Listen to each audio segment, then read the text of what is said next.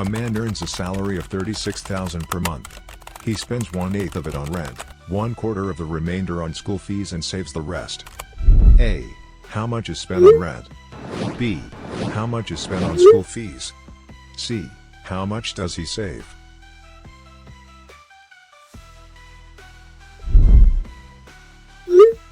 Let's find out how this man uses his monthly salary of 36,000 shillings.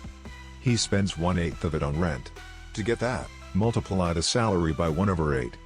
Let's work it out. 36,000 divided by 8 gives 4,500. So he spends 4,500 shillings on rent.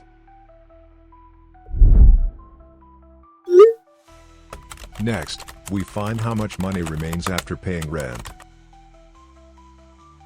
He has 31,500 shillings left.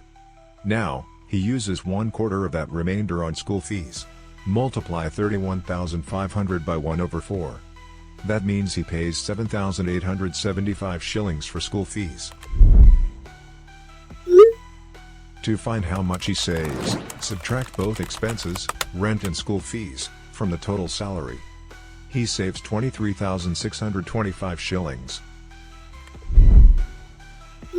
So, rent is 4,500, school fees 7,875, and savings 23,625.